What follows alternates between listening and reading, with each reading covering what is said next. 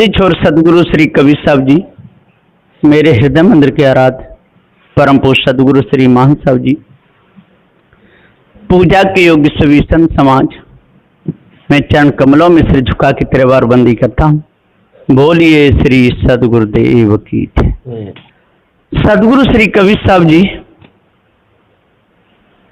जब मौलवियों के पास में जाके, पंडितों के पास में जाके अपना सत्य का प्रचार किए तो सबके अंदर हलचल मच गई।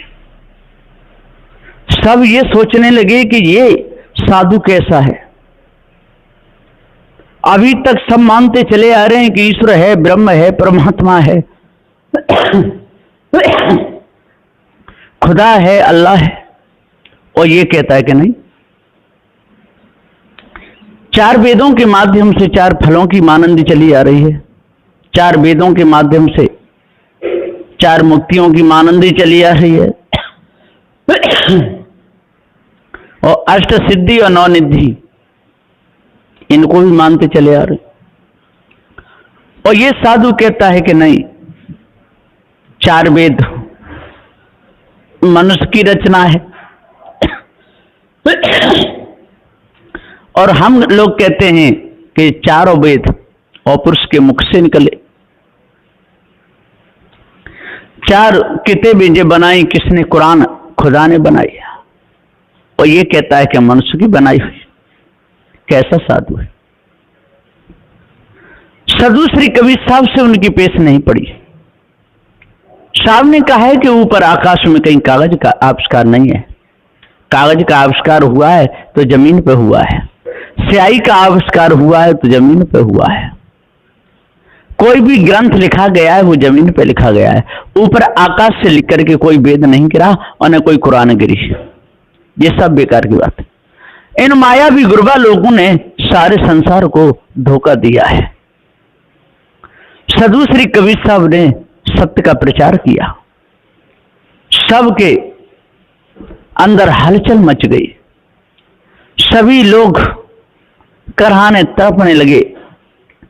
साहब के साथ में बहुत सा धोखा भी सोचा, लेकिन सत्य के आगे धोखा कहां चलेगा। साधु श्री कबीर साहब के सामने किसी की धोखेबाजी नहीं चली, क्योंकि साधु श्री कबीर साहब एक सत्यवादी संत थे।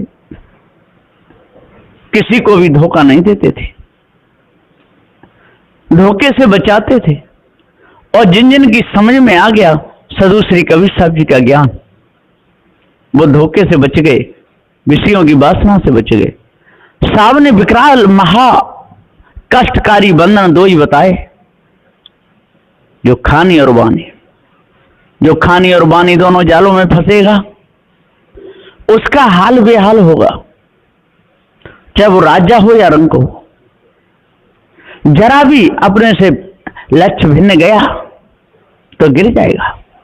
ड्राइवर की जरा भी नजर चूकी, गाड़ी टकरा जाएगी। ठीक इसी प्रकार से कांटों की जगह पे जो चलेगा और जरा भी पैर रखने में कसर करेगा तो पैर में कांटा समा जाएगा। यह साधु श्री कबीर साहब जी का सत्य का उपदेश है, न्याय और निर्णय का उपदेश है। इसके लिए किसी प्रमाण की जरूरत नहीं है। दांतों के बीच में जीभ पड़ेगी तो कटेगी, बचेगी नहीं। कहीं भी ऊंचे नीचे पे पैर पड़ेगा, पैर में मोच चली जाएगी। यदि कहीं टकरा गया तो गिर जाएगा। धोखे में आंख में कुछ भी घुसेगा, आंख फूटी जाएगी, बचेगी नहीं। ठीक इसी प्रकार से इन मायावी गुरबा लोगों के चक्कर में जो भी फंसेगा वो बचेगा नहीं, उसका हाल बेहाल रहेगा। क्योंकि उनको ही पूरा सत्य का ज्ञान नहीं है, तो वो सत्य का ज्ञान क्या देंगे। जो स्वयं मांस खाता हो, मांस खाने वाला, शराब पीने वाला, मांस खाने वाला, शराब पीने वाला किसको सत्य का बोध दे सकता है? और देगा भी तो उसका कोई प्रमाण नहीं, क्योंकि उसकी आदत स्वयं नहीं सुधरी, उसका स्वभाव स्वयं नहीं सुधरा। वो किसको सत्य का मार्ग बताएगा, किसको सत्य का उपदेश देगा। सत्य का उपदेश देने के लिए सत्य पर स्वयं आरूढ़ रहना पड़ता है। सभा में बोलने से पहले उसको विचार करना पड़ता है कि मैं इस सभा में बोलने लायक हूं कि नहीं। पहले जो अपनी तरफ देखता है वो दूसरी तरफ भी सही नजर से देख सकता है।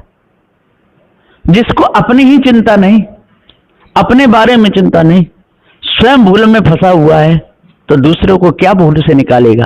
स्वयं विषय वासना में फंसा हुआ है, दूसरों को क्या विषय वासना से बचाएगा।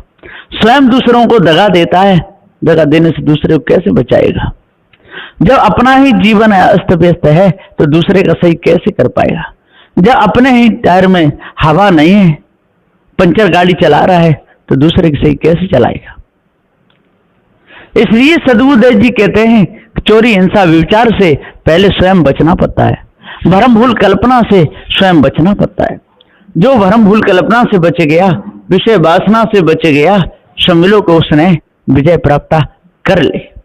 विजय प्राप्त जब ही कर पाएगा जब पार की संतों की सानंद में रह करके उनके बताए अनुसार चलेगा।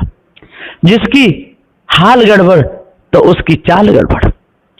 पहिया के ऊपर हाल चढ़ी हुई होती है, यदि वो हाल हट जाए तो पहिया गड़ जाएगा, चलेगा नहीं, है ना। पहियाओं में हवा रहती है, यदि हवा निकल जाए तो पहिया चलेगा नहीं, फट जाएगा। हाँ, जबरदस्ती भले गाड़ी को चलाते रहो, उसका कोई महत्व नहीं। ठीक इसी प्रकार से चोरी हिंसा विचार करके और गंदे काम करके वैसे ही भले भाषण देते रहो, लेकिन महत्व कुछ नहीं। इसलिए इन बुरे कर्मों को तजना चाहिए, चोरी हिंसा विचार को तजना चाहिए, ईर्ष्या क्रोध मानछल को तजना चाहिए, गाली निंदा झूठ को तजना चाहिए, झूठ बोलना तजना चाहिए, 4 वेद 7 18 पुराणों की झूठी मानंदी को हटाना चाहिए। तौरेत इंजील जबूर फुरकान ये 4 मिला के किताब बनती है तो मुसलमानों की ये मानंदी बिल्कुल झूठी है, इसको तजना चाहिए। ये 5 बार नमाज पढ़ते हैं और हिंदू भी मंदिरों में जाकर के घंटे हिलाते हैं, पूजा करते हैं, दोनों की मानंदी मिथ्या है, झूठी है। इसलिए इस मानंदी से बचने के लिए एक पार ज्ञान ही सार है। पार की सद्गुरुदेव सत्यनारायण का उपदेश देते हैं, भरम भूल कल्पना से बचाते हैं, चोरी हिंसा विचार से बचाते हैं, ईर्ष्या क्रोध मान छल से बचाते हैं। जल्दी से जल्दी जो इन कर्मों से, बुरे कर्मों से जो बचेगा उसका अंतःकरण पवित्र हो जाएगा, और जो इन कर्मों से नहीं बचेगा, भूल में रहेगा, तो उसका अंतःकरण कभी पवित्र नहीं होगा। उसके हृदय से झूठी मानंदी कभी नहीं निकलेगी। उसके हृदय में नाना प्रकार की आंधी उठती रहेगी, विषय वासनाओं की आंधी उठती रहेगी, भरम भूल कल्पना की आंधी उठती रहेगी, मोहमता आसक्ति की आंधी उठती रहेगी, दूसरों को दुखाने सताने की आंधी उठती रहेगी। इसी में उसका पूरा समय और चला जाएगा। न उसको 4 फल मिलने वाले, न 4 मुक्ति मिलने वाली, न अष्ट सिद्धि मिलने वाली, न 9 निधि मिलने वाली। ये तो सब माया भी गुरवा लोगों का धोखा है। सारे संसार में लोग डूबे हुए हैं, बहुत बुरी तरह भ्रम में डूबे हुए। इस भ्रम को एक पार की सद्गुरुदेव ही मिटा सकते हैं, और किसी में मिटाने की हिम्मत नहीं है। तो इसलिए जल्दी से जल्दी इस भ्रम को हम दूर करें और मायावी गुरबा लोगों की झूठी वाणी को अपने अंदर से निकालें। और जब ये झूठी वाणी हमारे अंदर से निकल जाएगी और जब विषय विकार हमारे अंदर से निकल जाएंगे तो हम शुद्ध रूप में मनुष्य बन जाएंगे। और जब मनुष्य बन जाएंगे तो जड़ मूल से हमारे अंदर से मानंदी निकल जाएगी, विषयों की वासना हमारे अंदर से निकल जाएगी। नहीं तो हमारे अंदर छल कपट राग द्वेष ये लगा ही रहेगा। सारे संसार में लोग लंबी चौड़ी बात तो करते हैं, गंगा यमुना भी नहाते हैं, काशी मथुरा हरिद्वार में जाकर के पत्थर की मूर्तियों को भी पूज जाते हैं और कहते हैं कि हम भगवान की कसम खा के कहते हैं कि झूठ नहीं बोलते। पहले तो आपका भगवान ही झूठा है ही नहीं, झूठ तो आप पहले ही बोल गए। जिसका रंग नहीं, जिसका रूप नहीं, जिसका आकार नहीं, जिसका प्रकार नहीं, कभी देखा नहीं, चलता नहीं, बोलता नहीं, डोलता नहीं, खाता नहीं, पीता नहीं, आता नहीं, जाता नहीं, उसको भगवान मान के आप लोग भूले हुए उसकी कसम भी खाओगे तो आपका भगवान भी झूठा और आपकी कसम भी झूठी। इसलिए सद्गुरुदेव जी कहते हैं कि जल्दी से जल्दी इन देवी देवताओं की मानंदी को अपने अंदर से निकाल दो, भरम भूल कल्पनाओं को अपने अंदर से निकाल दो, बकरे मेढ़ा को काटना इनको त्यागो अपने जवान को सुधारो, अपने मुख को सुधारो, अपने जीवन को सुधारो, बुरे कर्म मत करो। बुरे कर्म करने से अंतःकरण में बुरा धब्बा लगता है और वही धब्बा हमको नाना प्रकार की खानियों में घुमाता है। इसलिए जल्दी से जल्दी इस धब्बा को मिटाने के लिए, दाग को छुड़ाने के लिए और सत्संग रूपी जल में जाकर के और ज्ञान के साबुन से रगड़ करके इन दाग धब्बाओं को अपने अंदर से दूर कर दो। और जब ये दाग धब्बे सारे आपके अंदर से दूर हो जाएंगे, आप शुद्ध रूप में मनुष्य बन जाओगे, आपके अंदर से कालिमा मिट जाएगी, आप शुद्ध रूप में मनुष्य बन जाओगे। इसलिए जल्दी से जल्दी विकारों को दूर करें और भ्रम को अपने अंदर से हटाएं और पार की संतों की सीख मान करके और हृदय की कालिमा को दूर करें। बोलिए श्री सद्गुरुदेव की जय।